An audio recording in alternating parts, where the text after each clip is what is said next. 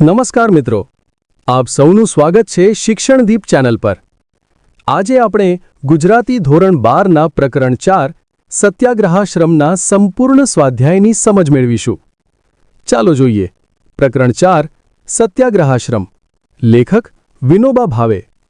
ધોરણ 12 પ્રકરણ 4 સત્યાગ્રહાશ્રમ।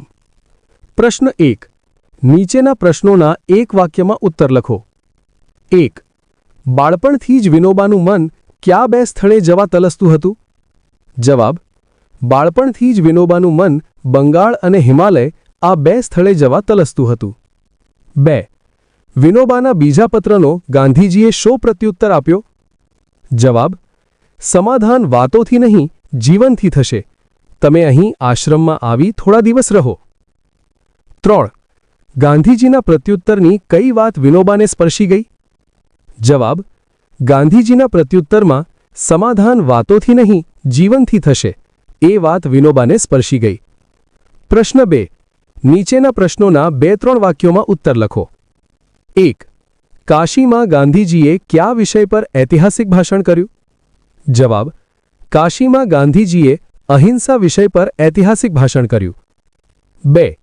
શાક સમારતા સમારતા ગાંધીજીએ વિનોબાને શું કહ્યું? જવાબ: શાક સમારતા સમારતા ગાંધીજીએ વિનોબાને કહ્યું, તને જો અહીંની રહેણીકરણી ગમતી હોય અને તારું જીવન જો તું સેવા કાર્યમાં લગાવવા માંગતો હો તો અહીં રહે, મને એથી ખુશી થશે। આગળ વધીને ગાંધીજીએ કહ્યું, પણ તમે થોડા માંદલા દેખાવ છો, આત્મજ્ઞાની કદી માંદો ન પડે।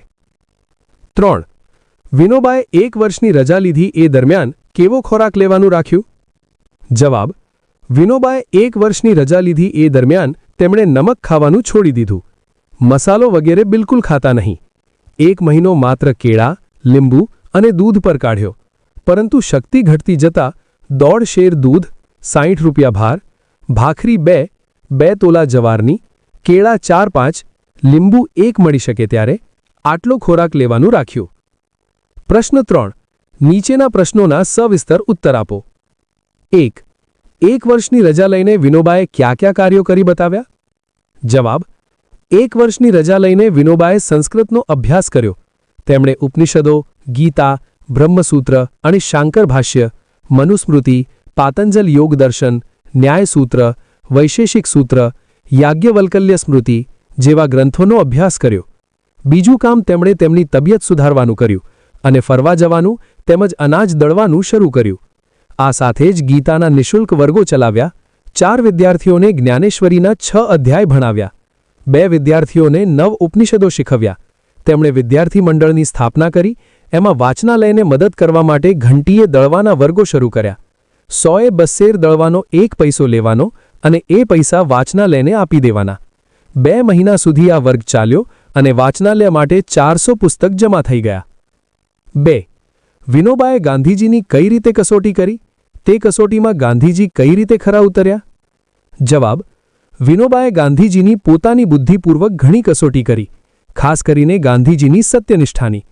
વિનોબાને ગાંધીજીની સત્યનિષ્ઠામાં સહેજ પણ ખામી, ઉણપ કે ઓછપ દેખાઈ નહીં। વિનોબાએ એવા ઘણા મહાપુરુષો જોયા હતા જેઓ પોતે મુક્ત પુરુષ છે, પૂર્ણ પુરુષ છે એવો ભાસ થયા કરતો હતો। ગાંધીજીએ આ બાબતમાં કસોટી કરી જોઈ, પણ તેમણે જોયું કે ગાંધીજી હંમેશા પોતાને અધૂરા માનતા। ગાંધીજી હંમેશા કહેતા કરતા કે હું હજી પણ સત્યથી ખૂબ દૂર છું। આમ વિનોબાએ પોતાની બુદ્ધિ પ્રમાણે ગાંધીજીની ઘણી કસોટી કરી જોઈ, પણ તેમને આ કસોટીઓ દરમિયાન ગાંધીજી અન્યો કરતા અનોખા લાગ્યા અને એટલે જ તેમને ગાંધીજી પ્રત્યે વિશેષ આકર્ષણ થયું। 3. વિનોબા ભાવેની ભૂદાન યાત્રાનો પરિચય આપો। જવાબ: વિનોબા ભાવેએ ઈસવીસન 1951માં ભૂદાન યાત્રાનો આરંભ કર્યો હતો। એ યાત્રા સ્વૈચ્છિક ભૂમિ સુધાર માટેની હતી।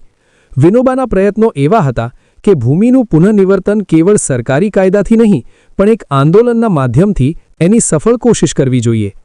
20મી સદીના 50ના દશકમાં વિનોબા ભાવેએ ભૂદાન યાત્રાને સફળ બનાવવા માટે તેમણે ગાંધીજીના વિચારોને સ્વીકારીને રચનાત્મક કાર્યો અને ટ્રસ્ટીશિપ જેવા વિચારોનો પ્રયોગ કર્યો। તેમણે સર્વોદય સમાજની સ્થાપના કરી। આ રચનાત્મક કાર્યકર્તાઓનો અખિલ ભારતીય સંઘ હતો। તેનો ઉદ્દેશ્ય અહિંસાત્મક રીતે દેશમાં સામાજિક પરિવર્તન લાવવાનો હતો. મિત્રો, જો તમને આ વિડિયો ઉપયોગી લાગ્યો હોય તો લાઇક કરો, મિત્રો સાથે શેર કરો અને શિક્ષણદીપ ચેનલને સબસ્ક્રાઇબ કરવાનું ભૂલશો નહીં. આભાર.